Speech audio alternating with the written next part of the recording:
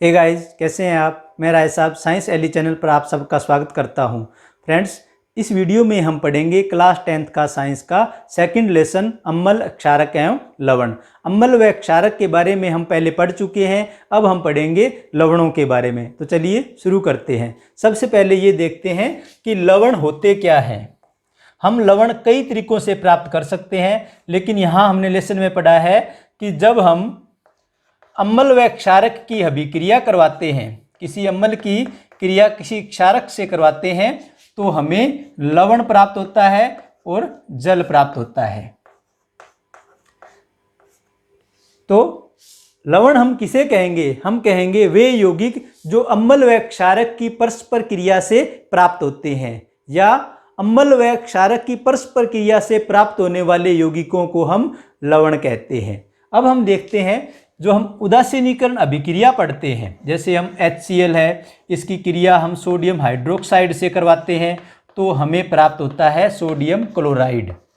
क्या प्राप्त होता है? सोडियम क्लोराइड, और हमें जल प्राप्त होता है। यहाँ देखिए, ये जो लवण है, अम्ल व क्षारक की परस्पर क्रिया से जो हमें प्राप्त होते हैं, ये लवण उदासीन भी हो सकते हैं, अम्लीय भी हो सकते हैं और क्षारकीय भी हो सकते हैं। तो ये कब उदासीन होते हैं, कब अम्लीय होते हैं, कब क्षारकीय होते हैं, ये हम देखते हैं। अगर हम परबल अम्ल की क्रिया हम परबल क्षारक से करवाते हैं, तो जो लवण हमें प्राप्त होंगे वो उदासीन होंगे, यानी इनकी pH है वो 7 होगी। अगर हम क्रिया करवाते हैं परबल अम्ल की क्रिया दुर्बल क्षारक से करवाते हैं, परबल अम्ल की क्रिया हम दुर्बल क्षारक से करवाएंगे, तो जो लवण हमें प्राप्त होंगे उनकी प्रकृति है वो अम्लीय होंगी, यानी इनका जो pH मान है वो 7 से कम होगा। अब हम देखते हैं कि अगर हम दुर्बल अम्ल की क्रिया हम परबल क्षारक से करवाते हैं, दुर्बल अम्ल की क्रिया हम परबल क्षारक से करवाते हैं, तो हमें जो लवण प्राप्त होगा उसकी प्रकृति है वो क्षारीय होगी, यानी इनका pH मान है वो 7 से अधिक होगा। तो लवण है वो 3 तरह के हो सकते हैं, उदासीन हो सकते हैं, अम्लीय के हो सकते हैं और क्षारकीय हो सकते हैं। अब हम देखते हैं कि जो यहाँ पे हमने सोडियम क्लोराइड जो यौगिक प्राप्त हुआ है अम्ल व क्षारक की क्रिया से, तो ये जो यौगिक है इसका रासायनिक नाम क्या है? Sodium chloride. और इसका व्यावसायिक नाम क्या है? कॉमन साल्ट, या टेबल साल्ट भी कहते हैं, हम इसे साधारण नमक कहते हैं। ठीक है। और जो सोडियम क्लोराइड हमें पता है कि ये समुद्र से हमें प्राप्त होता है। अब हम देखते हैं कि सोडियम क्लोराइड से हम अन्य पदार्थों को कैसे प्राप्त कर सकते हैं। सोडियम क्लोराइड क्या है? एक लवण है। ठीक है। इसी तरह से और भी जो लवण होते हैं, सोडियम सल्फेट होता है, सोडियम नाइट्रेट होता है। ठीक है। ये भी क्या है? लवण है। पोटेशियम सल्फेट है, ये भी लवण है। अमोनियम क्लोराइड है, ये भी लवण है। अब हम देखते हैं कि सोडियम क्लोराइड से हम अन्य पदार्थों को कैसे प्राप्त कर सकते हैं। तो सबसे पहले हम देखते हैं कि सोडियम क्लोराइड से सोडियम हाइड्रोक्साइड हम कैसे प्राप्त करते हैं। तो हम कहेंगे कि जब हम सोडियम क्लोराइड के जलीय विलयन में विद्युत धारा प्रवाहित करते हैं, तो हमें सोडियम हाइड्रोक्साइड प्राप्त होता है, हाइड्रोजन गैस प्राप्त होती है और क्लोरीन गैस प्राप्त होती है। इस अभिक्रिया को हम क्लोर क्षार अभिक्रिया कहते हैं।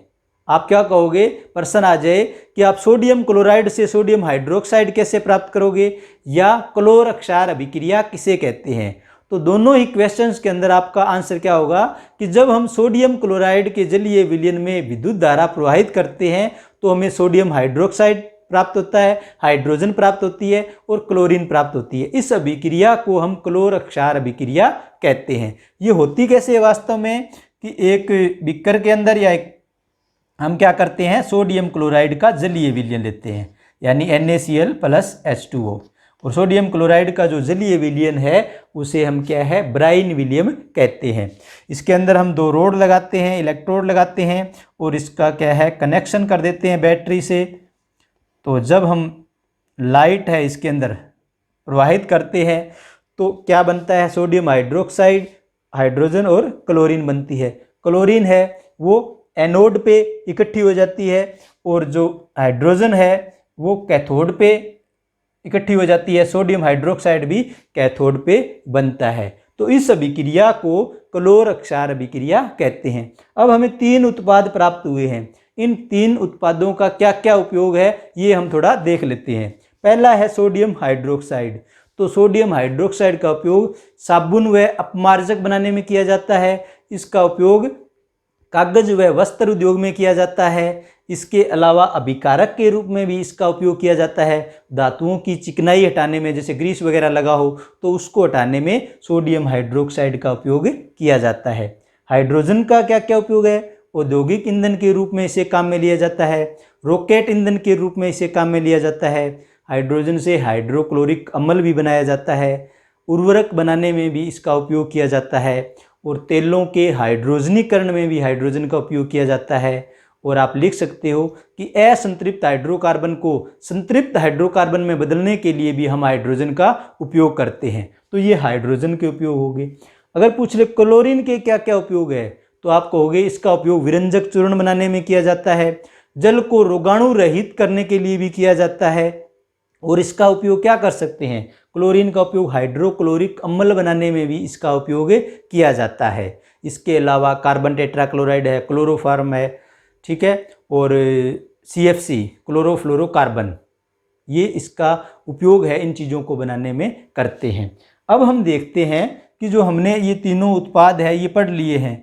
अब हम कहें कि हम विरंजक चूर्ण को कैसे प्राप्त करें, तो अगला टॉपिक पढ़ते हैं विरंजक चूर्ण। विरंजक चूर्ण जिसे क्या है ब्लीचिंग पाउडर भी कहा जाता है। विरंजक चूर्ण को क्या कहा जाता है? Bleaching powder. विरंजक चूर्ण हम कैसे प्राप्त करेंगे? तो हम कहेंगे कि जब शुष्क कैल्शियम हाइड्रोक्साइड में से क्लोरीन गैस गुजारी जाती है तो हमें कैल्शियम ऑक्सीक्लोराइड प्राप्त होता है और जल प्राप्त होता है। हमने क्या किया है, शुष्क कैल्शियम हाइड्रोक्साइड है, इसमें से क्लोरीन गैस गुजारी है तो कैल्शियम ऑक्सीक्लोराइड प्राप्त हुआ है और इसे ही हम विरंजक चूर्ण कहते हैं। विरंजक चूर्ण कहते हैं, ब्लीचिंग पाउडर कहते हैं। तो इस तरह से प्रश्न आ जाए कि कैल्शियम हाइड्रोक्साइड से आप विरंजक चूर्ण कैसे प्राप्त करोगे, तो आपको ये रिएक्शन लिखनी है। विरंजक चूर्ण का क्या क्या उपयोग है, तो हम कहेंगे कि वस्त्र उद्योग व कपड़ा उद्योग में विरंजन के लिए इसका उपयोग किया जाता है। इसके अलावा जल को रोगाणु रहित करने के लिए भी इसका उपयोग करते हैं। ऊन को सिकुड़न रहित बनाने के लिए भी विरंजक चूर्ण का उपयोग किया जाता है। अब हम पढ़ते हैं बेकिंग सोडा के बारे में कि बेकिंग सोडा को सोडियम जो क्लोराइड है उससे हम कैसे प्राप्त कर सकते हैं। और बेकिंग सोडा है, इसका फॉर्मूला क्या होता है? NaHCO3। सोडियम हाइड्रोजन कार्बोनेट कह सकते हैं, हम सोडियम बाइकार्बोनेट कह सकते हैं। तो अब हम देखते हैं कि इसको हम कैसे प्राप्त करेंगे। तो हम करेंगे सोडियम क्लोराइड, जल, कार्बन डाइऑक्साइड और अमोनिया NH3। देखिए सोडियम क्लोराइड, जल, कार्बन डाइऑक्साइड, अमोनिया, इनकी जब हम परस्पर अभिक्रिया करवाते हैं तो हमें क्या प्राप्त होता है? सोडियम क्लोराइड प्राप्त होता है, अमोनियम क्लोराइड प्राप्त होता है और हमें प्राप्त होता है NaHCO3, सोडियम हाइड्रोजन कार्बोनेट। तो ये रिएक्शन है सोडियम क्लोराइड से सोडियम हाइड्रोजन कार्बोनेट यानी बेकिंग सोडा को प्राप्त करने की। अब ये पूछ ले कि बेकिंग सोडा को जब हम भोजन में यूज करते हैं, इसको पकाते हैं यानी इसको गर्म किया जाता है तो हमें क्या प्राप्त होता है। तो हम रिएक्शन देखते हैं। NaHCO3, इसे आप सोडियम हाइड्रोजन कार्बोनेट कहिए, बेकिंग सोडा कहिए या सोडियम बाइकार्बोनेट कहिए, धातु बाइकार्बोनेट कहिए, एक ही बात है। तो सोडियम हाइड्रोजन कार्बोनेट है, इसको हम गर्म करते हैं तो हमें प्राप्त होता है Na2CO3 प्लस हमें प्राप्त होगा H2O यानी जल प्लस हमें कार्बन डाइऑक्साइड प्राप्त होती है। तो ऐसे प्रश्न पूछ ले कि आप सोडियम हाइड्रोजन कार्बोनेट से सोडियम कार्बोनेट कैसे प्राप्त करोगे, तब आपको ये रिएक्शन लिखनी है। अगर इसका उल्टा पूछ ले कि सोडियम कार्बोनेट से सोडियम हाइड्रोजन कार्बोनेट कैसे प्राप्त करोगे, तब आप कहोगे कि सोडियम कार्बोनेट के जलीय विलयन में जब हम कार्बन डाइऑक्साइड गैस गुजारते हैं तो हमें सोडियम बाइकार्बोनेट प्राप्त होता है। अब इसके उपयोग देख लेते हैं कि बेकिंग सोडा के क्या क्या उपयोग है। तो इसका पहला उपयोग है वो है बेकिंग पाउडर बनाने में। कौन सा पाउडर बनाने में? बेकिंग पाउडर बनाने में। और बेकिंग पाउडर है वो किसका मिश्रण होता है? तो हम लिखेंगे बेकिंग सोडा और एक दुर्बल जो खाद्य अम्ल जिसे हम कहेंगे टार्टरिक अम्ल। तो इन दोनों का जो मिश्रण होता है उसे हम क्या है? बेकिंग पाउडर कहते हैं। तो बेकिंग सोडा का पहला उपयोग क्या है? बेकिंग पाउडर बनाने में इसका उपयोग किया जाता है। दूसरा हम कहें कि केक व ब्रेड बनाने में भी इसका उपयोग किया जाता है। अमाशय में अम्लता को दूर करने के लिए भी सोडियम बाइकार्बोनेट का उपयोग किया जाता है। इसके अलावा जो अग्निशामक यंत्र है उनमें भी बेकिंग सोडा या सोडियम हाइड्रोजन कार्बोनेट है इसका उपयोग किया जाता है। अब हम पढ़ेंगे धोने का सोडा यानी धावन सोडा है वो कैसे प्राप्त किया जाता है। तो हमने अभी क्या पढ़ा है कि जब हम धोने का सोडा, धावन सोडा, अभी हमने पढ़ा कि जब हम सोडियम हाइड्रोजन कार्बोनेट को गर्म करते हैं तो हमें प्राप्त होता है सोडियम कार्बोनेट और हमें क्या प्राप्त होता है? जल प्राप्त होता है और हमें कार्बन डाइऑक्साइड गैस प्राप्त होती है।